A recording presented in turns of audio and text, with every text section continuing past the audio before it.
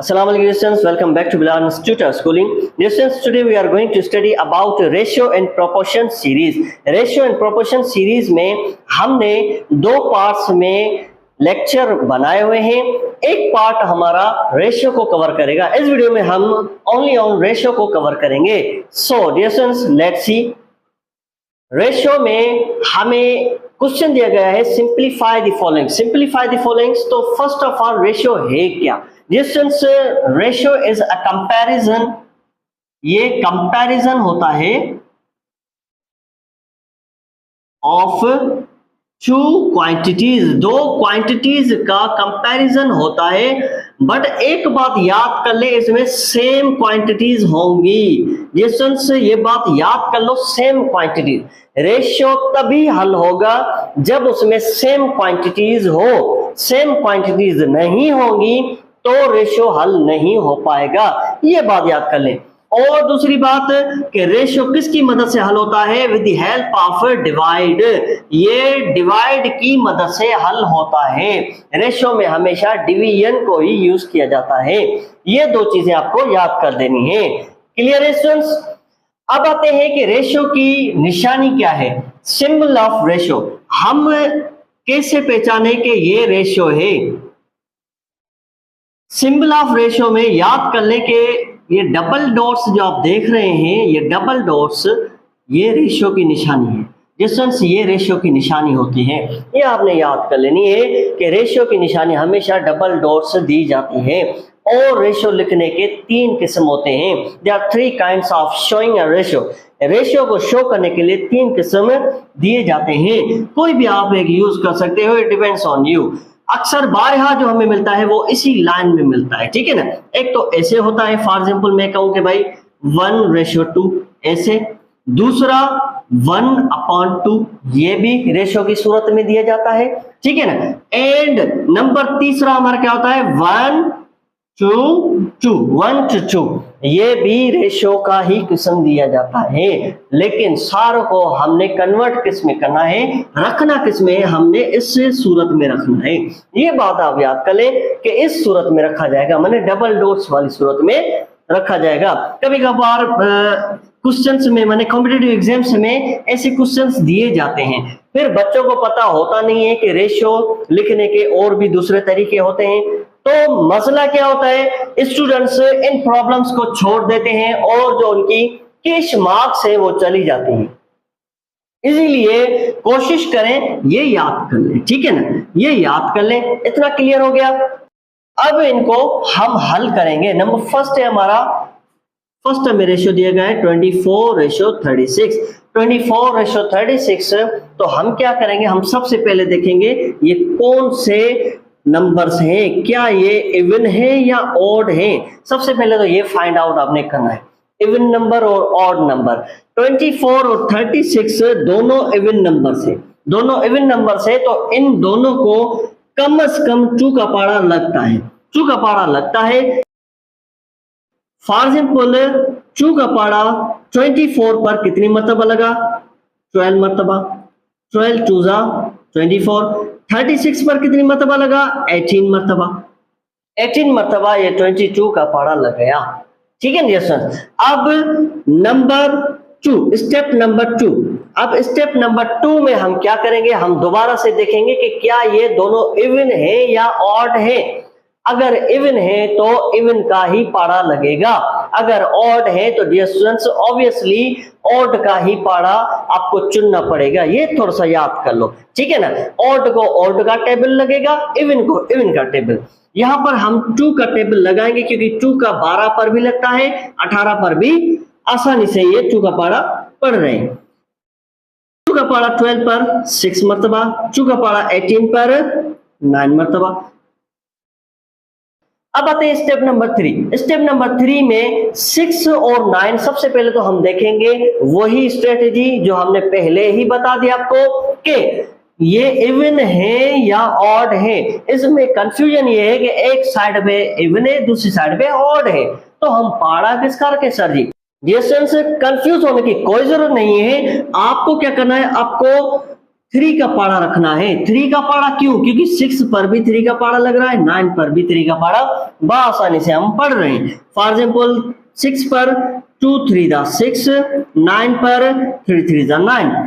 अब ये मरहला आ गया हमारा सिंप्लीफिकेशन का। अब कोई पाड़ा नहीं लग रहा, 2 पे 2 का लग रहा है, 3 पे 3 का लग रहा है, इसलिए हम इसको यहीं पर ही छोड़ देंगे, आगे हम हल नहीं करेंगे। हम यहाँ पर लिख देंगे आंसर। माने 24:36 का हमें क्या निचोड़ मिला है? हमें इनका जो इनकी समरी मिली है वो है 2:3। 2:3 ये इनकी समरी है। डिस्टेंस क्लियर हो गया। नेक्स्ट हमारा है 45 और 60। 45 और 60 24 36 की ही तरह है, इसीलिए डिस्टेंस ये आप खुद ही हल करोगे। नंबर 3 ये भी आप खुद ही हल करोगे। नंबर 4 ये भी आप खुद ही हल करोगे। नंबर 5 ये भी आप खुद ही हल करोगे।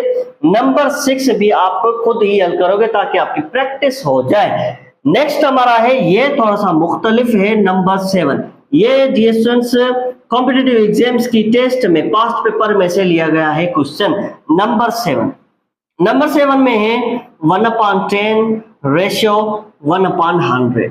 1/10 रेशियो 1/100। सर जी इनमें तो अपॉन था ही नहीं, लेकिन कंफ्यूजन ये है कि यहाँ पर अपॉन है, डिस्टेंस यहाँ पर अपॉन है, फिर हम क्या करेंगे? बिल्कुल आसान है। आपको क्या करना है, इसके 2 स्टेप्स हैं, जो आपको अच्छा लगे वो आप करो। फर्स्ट स्टेप क्या है? Number first solution number 1। Solution number 1 में क्या है? आप 1/10 रेशियो 1/100, तो 10 और 100 का यहां पर एलसीएम निकालोगे।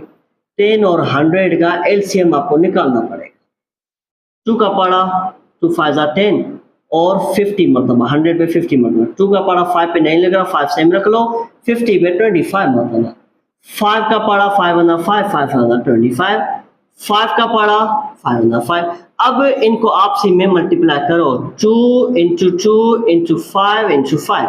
अब 2 × 2 5 × 5, इन चारों को हमने मल्टीप्लाई कर देना है ताकि हमारा एलसीएम हमें मिल जाए। 2 2 4 आएगा, 4 5 20 आएगा। 20 को 5 से मल्टीप्लाई करो, 25 100 आएगा। माने हमारा एलसीएम निकला है 100। तो हम 100 को 1/10 और 1/100 दोनों को देंगे ताकि ये हल हो जाए, रिड्यूस हो जाए। मल्टीप्लाई बाय 100 ऐसे लिखेंगे, ये सूरत देंगे 1/100 मल्टीप्लाई बाय 100। डिस्टेंस ये 100 कहां से आया? ये कहां से आया 100? ऑब्वियसली ये 100 हमने एलसीएम निकाला है, उसका है, तो हम यहाँ पर इन दोनों को दे देंगे। अब आप दोनों को हल करो। 10 का पाड़ा रिड्यूस करो, 10 का पाड़ा 10 1 10 और 100 पे 10 मरतबा 100 में रिड्यूस हो गए। तो 1 को 10 से मल्टीप्लाई करो, 1 10 मैं यहाँ पर लिख लेता हूँ, 1 10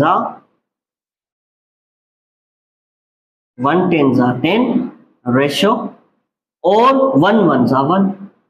अब देखते हैं कि ये हल होंगे कि नहीं, ये इनकी तरह रिड्यूस होंगे कि नहीं। डिस्टेंस ये रिड्यूस नहीं हो रहे, तो इजीलिए इसका जवाब यही आ गया 10:1। इसका जवाब आया 1/10 रेशियो 1/100। इनका जवाब आ गया 10:1।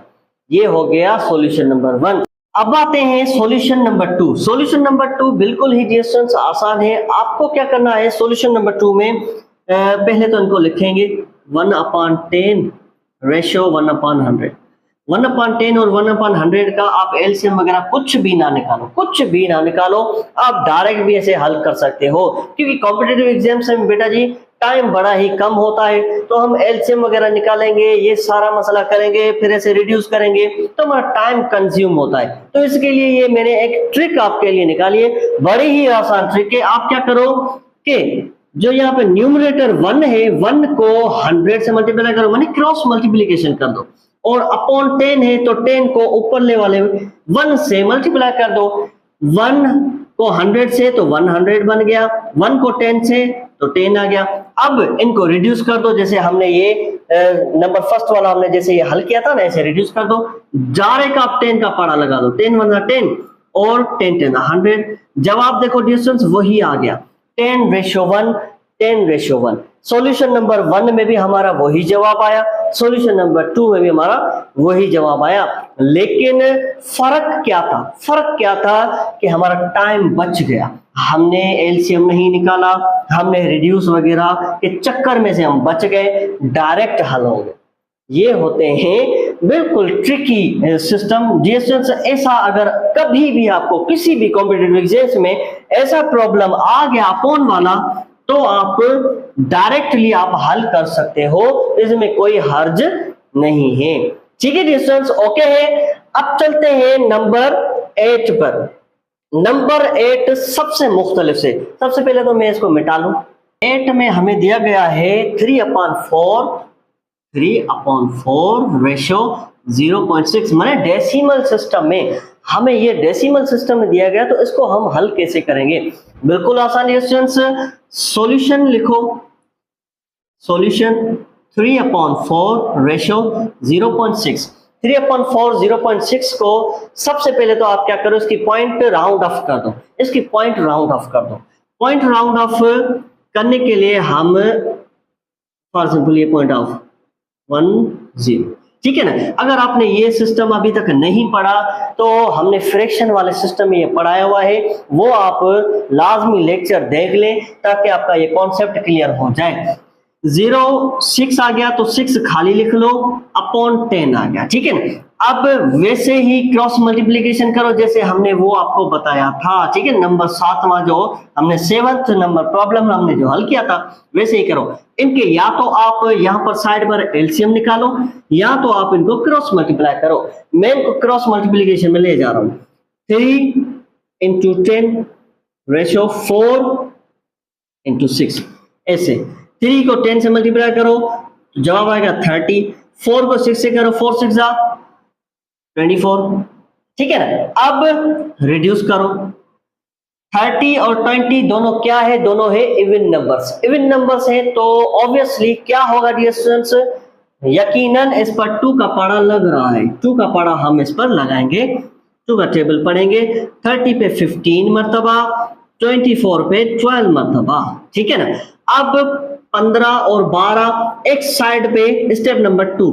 स्टेप नंबर 2 में हमें 15 और 12 मिला है, तो 15 हमारा ऑड नंबर है, 12 इवन नंबर है, तो क्या करें? तो वही स्ट्रेटेजी अपनाओ, 3 का पाड़ा रख लो, ठीक है। 3 का पाड़ा 15 पे लग रहा है और 12 पर भी लग रहा है, दोनों पर लग।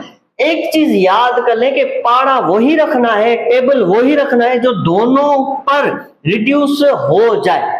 अगर एक पर रिड्यूस हो रहा है दूसरे पर नहीं हो रहा, तो डिस्टेंस आप नहीं रख सकते, वो आपको टेबल नहीं रखना। ये रूल, ठीक है ना, ये रूल है, रेशियो का रूल है कि जो टेबल आप रखोगे वो दोनों को लगे। दोनों को अगर रिड्यूस नहीं कर रहा तो आप नहीं रख सकते। बहरहाल 15 पर 3 का पाड़ा 5, 3 5 15, 12 पर 3 4 12।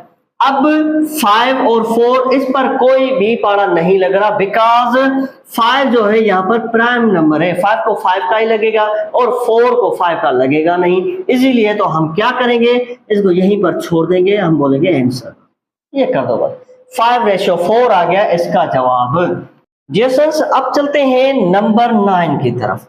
नंबर 9 में हमें दिए गए हैं, फर्ज में यहाँ पर लिखूं नंबर 9 नंबर प्रॉब्लम है 7 होल 1/4, सॉरी 2 नहीं 4, 1/4 और हमारा है 2 खाली। अब देखिए इसमें क्या आ गया कि मिक्स्ड फ्रैक्शन आ गई, तो मिक्स्ड फ्रैक्शन को हम कैसे हल करें? ये भी बिल्कुल आसान है, कोई इसमें कंफ्यूजिंग वाली कोई बात नहीं है। आप क्या करो, सबसे पहले इनको कॉमन फ्रैक्शन में लाओ, मिक्स्ड फ्रैक्शन को कॉमन फ्रैक्शन में लाओ। कॉमन में हमने फ्रैक्शन के चैप्टर में ये पढ़ाया हुआ है। 7 को 4 से मल्टीप्लाई करो, 7 4 28 आ गया। 28 को 1 जो यहाँ पर हमारा न्यूमरेटर है, न्यूमरेटर से प्लस कर दो, ठीक है। 28 + 1 ये आ गया 29। 29/4/2 ये आ गया। अब क्या करेंगे, अब इस 4 को 2 को दे दो, बस 2 से मल्टीप्लाई कर लो, क्रॉस मल्टीप्लिकेशन कर दो ऐसे, 2 × 4, 2 × 4, तो ये क्या जवाब आएगा, 2 4 जा 8। अब कोई भी टेबल इनको रिड्यूस नहीं कर रहा, क्यों? क्योंकि 29 जो है वो प्राइम नंबर है। प्राइम नंबर को डिस्टेंस अपना ही पाड़ा लगता है और किसी का पाड़ा लगता ही नहीं है। ये इन पर थोड़ी सी प्रॉब्लम है, ये भी हमने पढ़ाया हुआ है कि प्राइम नंबर क्या होते हैं। कोशिश करें पिछले जो लेक्चर्स हैं वो लाजमन देख लें, ठीक है ना। अब इसका आंसर यही है 29:8, ये इसका आंसर है। बस क्लियर स्टूडेंट्स, देखने में देखो कितना मुश्किल लग रहा था लेकिन झट से हल हो गया। कोई भी प्रॉब्लम मुश्किल नहीं है अगर आपको उनके रूल्स रेगुलेशंस पता है। रूल्स को याद कर लो, ठीक है ना। ऐसों को कैसे हल किया जाता है, ऐसे पॉइंट वाले आगे कैसे हल करेंगे, और अगर हमने ये 7 नंबर पढ़ा था वो कैसे हल करेंगे। नंबर 10 हमारा 30, इसमें मैंने 3 रेशियोज है। अब 3 रेशियोज वाला कैसे हल किया जाता है डिस्टेंस, ये भी बिल्कुल आसान है, चलो देख लेते हैं। नंबर 10 हमारा 3 रेशियोज पर डिपेंडेंट है। इसमें 3 रेशियोज दिए गए हैं। अब 3 रेशियोज में भी वही हम स्ट्रेटेजी रखेंगे जो हमने पहले लेक्चर में पढ़ा था। सबसे पहले फर्स्ट ऑफ ऑल हमने लेक्चर की शुरुआत में ही बताया था कि सबसे पहले हम देखेंगे तीनों में है क्या, इवन नंबर है या ऑड नंबर है। तीनों में डिस्टेंस इवन नंबर है, तो इवन नंबर को 2 का पाड़ा ऑब्वियसली लगता है, ठीक है ना। ये पाड़ा आसानी से लग जाएगा। स्टेप नंबर 1 हम स्टार्ट करेंगे। 2 का पाड़ा 30 पर 15 मरतबा, 2 का पाड़ा 18 पर 9 मरतबा, 2 का पाड़ा 20 पर 10 मरतबा, ठीक है ना। अब स्टेप नंबर 2, स्टेप नंबर 1 हमने हल कर लिया 2 के पाड़े से। स्टेप नंबर 2 में 15, 9 और 10। अब ऐसा पाड़ा रखें जो 15 पर भी लग जाए, 9 पर भी लग जाए, 10 पर भी लग जाए। डिस्टेंस हम 3 का पाड़ा रखें तो 15 और 9 को तो लग रहा है लेकिन 10 को ये रिड्यूस कर ही नहीं रहा। अगर हम 2 का पाड़ा, क्योंकि यहाँ पर 10 इवन नंबर है, 2 का पाड़ा रखे तो 2 का पाड़ा 10 पर तो आसानी से लग रहा है लेकिन 9 और 15 को लग ही नहीं रहा। तो क्या होगा, नतीजतन ये यहीं पर इधर ही हम इसको छोड़ देंगे और हम बोलेंगे ये इसका आंसर है। देखा डिस्टेंस देखने में कितना बड़ा था और बड़ा ही कंफ्यूजिंग लग रहा था लेकिन झट से ये हल भी हो गया। ओके डिस्टेंस, नंबर 11 में हमें तीनों दिए गए हैं लेकिन ये अपॉन में है 35 अपॉन 21, 25 अपॉन 14 और उसके अलावा 10 अपॉन 7। डिस्टेंस इसको क्या करें, क्या इसके भी 2 हल हो सकते हैं जैसे हमने नंबर 7 पढ़ा था। नंबर 7 में हमने क्रॉस मल्टीप्लिकेशन का सिस्टम पढ़ा था ना, क्या इसमें हो सकता है? नो डिस्टेंस, इसमें हम क्रॉस मल्टीप्लिकेशन का सिस्टम नहीं कर सकते क्योंकि यहाँ पर 3 रेशियोज हैं। 3 रेशियोज में वैसे क्रॉस मल्टीप्लिकेशन का सिस्टम नहीं चलेगा। इसीलिए आपको सॉल्यूशन नंबर 1 जो हमने हल किया था मैंने एलसीएम वाला वो ही करेंगे। हम क्या करेंगे, एलसीएम निकालेंगे। 35 21 रेशियो 25 14 रेशियो 10 और 7, 21 14 और 7 इनका आप एलसीएम निकालो। इसको मैं मिटा देता हूं। 21 14 7 इनका आप एलसीएम निकालो। एलसीएम में 2 का पाड़ा रखेंगे, 21 पर नहीं लगा, 14 पर 7 मरतबा 7 सेम। 3 का पाड़ा 7 मरतबा 7 7 7 7 7, ये हल हो गए 2 3 और 7। अब इनको आपस में मल्टीप्लाई कर लो। 2 3 जा 6, तो 6 और 7 कितने होंगे? 6 को 7 से मल्टीप्लाई करो, 6 को 7 से मल्टीप्लाई करो तो 42 आएगा, ठीक है ना। मैंने एलसीएम हमें मिला है 42। अब 42 इन सारों को हम दे देंगे। 35 upon 21 multiply by 42 ratio 25 upon 14 multiply by 42, 10 upon 7 multiply by 42, ठीक है डियर स्टूडेंट्स। अब इनको रिड्यूस करो। 20 का पाड़ा डायरेक्ट लगा लो, 21 जा 20, 22 जा 42, ठीक है ना। 14 का पाड़ा डायरेक्ट 42 पे लगा लो, कितनी मरतबा लगेगा? 14 का पारा 14 वन 14, 42 पर 3 मरतबा। 7 का पारा 7 7 और 7 6 42। जैसे 35 और 2 आपस में मल्टीप्लाई करें कितना जवाब आएगा? 70 आ गया। 25 और 30 को आपस में मल्टीप्लाई करो, जवाब क्या आएगा? 75 आ गया। 10 और 6 को मल्टीप्लाई करो, जवाब आएगा 60। अब अगर ये रिड्यूस हो रहे हैं तो इनको रिड्यूस करो, अगर नहीं हो रहे हैं तो इनको यहीं पर छोड़ दो। डियर स्टूडेंट्स, यहाँ पर 2 का पढ़ा आसानी से, सॉरी 2 का नहीं, यहाँ पर 5 का पढ़ा आसानी से लग रहा है। 5 का 70 पे भी लग रहा है, 75 पे भी और 60 पे भी। ये मैं आपके लिए छोड़ा हूँ, आप कोशिश करो इसको आप ही हल करोगे। ओके है डियर स्टूडेंट्स, उम्मीद है आज का ये लेक्चर आपको पसंद आया होगा। हमने सिंपलीफाई में सिंपल जो रेशियोज थे वो भी कवर कर दिए, और अपॉन में आए थे, अपॉन में भी हमने कवर किए। पॉइंट में दिया गया था वो भी हमने किया, मिक्स्ड फ्रैक्शन में किया वो भी हमने किया। 3 रेशियोज में कैसे हल किया जाता है वो भी हमने हल करके आपको दिखाया। मिलते हैं नेक्स्ट लेक्चर में जो हमारा होगा प्रोपोर्शन पर, ठीक है ना। Series number 2 ratio and proportion series number 2 next lecture में इंशाल्लाह आपको दिया जाएगा कि प्रोपोर्शन को हम कैसे हल करें। कोशिश करें जो हमने ये छोड़े हुए हैं आपके लिए इनको हल करना, प्रैक्टिस मैक्स मैन परफेक्ट। अगर अभी भी कोई भी क्वेश्चन हो, कंफ्यूजन हो तो मुझे लाजमन बताएं, इंशाल्लाह वो आपकी कंफ्यूजन नेक्स्ट लेक्चर में हल की जाएगी।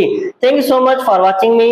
वीडियो को लाइक शेयर लाजमी करना। मिलते हैं नेक्स्ट वीडियो में, तब तक के लिए मुझे दें इजाजत। मैं हूं आप सबका बिलाल हुसैन, मेरे वास्ते दुआ कीजिएगा। अल्लाह हाफिज।